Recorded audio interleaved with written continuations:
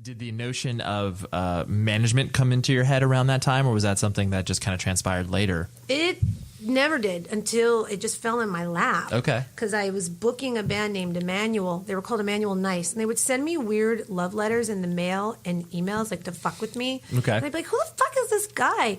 And they thought that they were timing it at the same time they sent me their demo. They thought I would get it along with those emails and put the two and two together. But little do they know that shit sits in a corner for like about a month or two. Yeah, absolutely. We'd make our interns listen to it.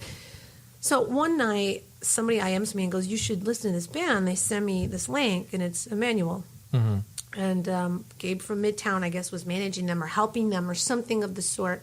And I listened, and I was like, holy shit, this band is good. Right. So I reached out to them, and they had wanted us to book them. They wanted FATA to book them all along. So they were like, yes, finally. Thank God. And so they didn't have a label. So as a booking agent who doesn't have a label, it behooves you to get this band signed. Otherwise, your job sucks. You can't get the money. Nobody's totally marketing the band, and it's tough.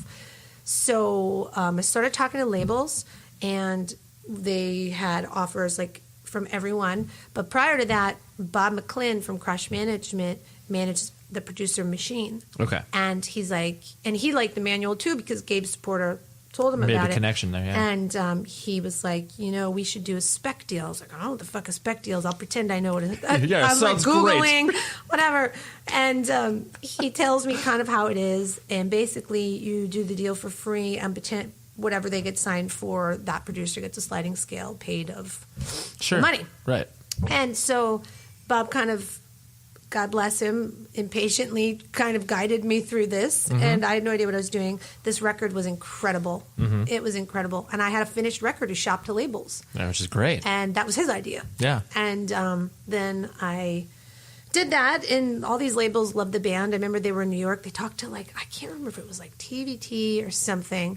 Fueled by Ramen wanted them, and we were walking down the street because they had just played at Knitting Factory. And we run into Matt Pinfield, and I think he's with Gabe or something. And he's like, come in the office tomorrow. I want you to showcase for the label. And they like showcased for Columbia. Oh yeah. Like they loaded in their gear in this weird ass elevator, and they played it in this weird office. Of course. And this is like a little hick band from Louisville, Kentucky. Right. That were just the funnest kids I've ever known. And that was it. And then Vagrant flew us to L.A. Mm-hmm. It was the first time I've ever been to L.A. in my whole life. Oh, it's amazing. And it was on Sunset Boulevard, where my old office used to be now. Yep. And we went to Vagrant, and it was like the best meeting we ever had because it wasn't sterile. It was like the whole staff making fun of each other because Rich Egan and Wayne Pagini back in the day were just wise asses, and they make fun of Dan Gill, and it was great. Yeah. And we were like these scared kids. I was a scared kid. I was 25, 26. Sure. I'm trying to pretend like I know what I'm doing because I don't want to lose this band or have them fire me. So I'm trying to act all like I know what I'm confident, but I'm scared as shit. Like I don't know what's going on. Right. And they ordered a Baja Fresh, and they just laid it in the conference room. It wasn't like some weird stiff meeting, and it was a hang.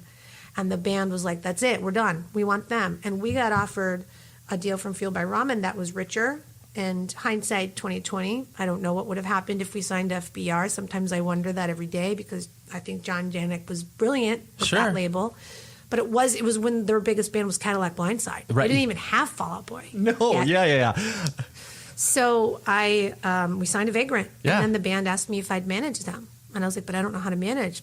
I'll fuck this up. And they were like, we don't care. We trust you. Yeah. They had bigger managers that wanted them, but they didn't trust them. They were scared. Right. I felt comfortable. I felt attainable. And they knew I had a lot of drive. So I'll figure it out. Right. You fostered that relationship, and you had, because the thing I find so interesting too is a lot of people, put the cart in front of the horse, and they're like, they're going to like talk to a band and be like, all right, here's our 1-page deal memo of you can sign it. Yeah. And it's like, you were like, oh, that's not happening. And so then like, once it came to the point where they're just like, oh yeah, we trust Evange. Like, why would we work with anybody else? I'm sure there are people that look at that, or the way I do nowadays too, when there's like a really young manager in place with a band that's on fire. Yeah. I'm sure they were like, oh God, they have that fucking kid managing them. Like, right. I'm sure that word happened a lot. Sure. I was like, oh, she doesn't know what the fuck she's doing. I was such, I'm sure I drove Wayne crazy because I was so like, that was your world. That was it. Emanuel was and I was booking still, but I was managing Emanuel,